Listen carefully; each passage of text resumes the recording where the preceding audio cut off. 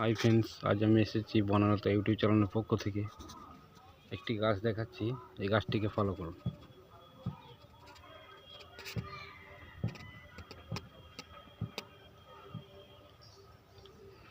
এই যে ফলগুলি দেখানো, এই ফলের প্রচুর গুণাগুণ।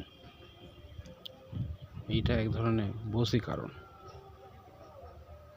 বশীকরণটা কি এই জন্যে করতে হবে, কেন করতে হবে সেইটা বলছি। এটা হচ্ছে গাছটির নাম হচ্ছে জামাই লাড়ু গাছ। মানে জামাই দিকে বশীভূত রাখতে গেলে এইটি ব্যবহার করতে হবে।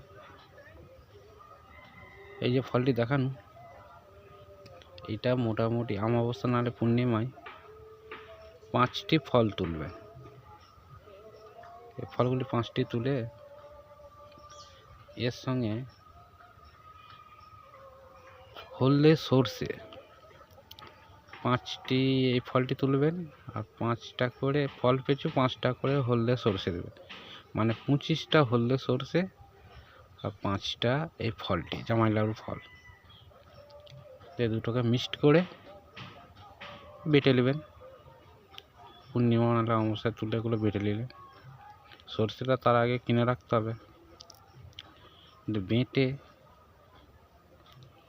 ধরুন যে হোক আপনি সম্বন্ধী যখন জামাইবাবুর কাছে যাবেন, দেখবেন জামাইবাবু অবস্থা ভালো, টাকা পয়সা দিক থেকে খুব ভালো, দিচ্ছে, হয়তো সাহায্য করছে, সেরকমটা করছে না। এই তিলকটি কেটে আপনি যখন ওর কাছে যাবেন, ও আপনার বশীভূত হয়ে যাবে। তিলকটা কিন্তু আপনাকে নিতে হবে। তো জামাইবাবুর কাছে যে বলেন, জামাইবাবু আমাকে 1020 টাকা দেন, সে কিন্তু মুখে তাকাবে, দেখবে আপনার কাজ হয়ে যাবে।